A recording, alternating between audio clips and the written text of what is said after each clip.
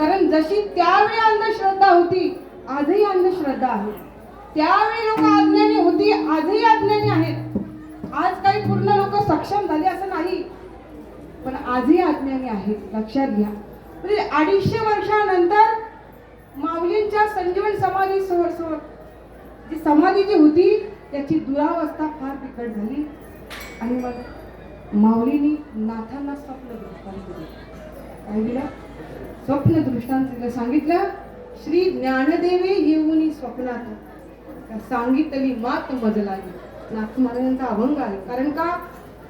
अभंगाशिवाय पुराव्याशिवाय इथं बोललं जात नाही. हे पुरावे आहेत.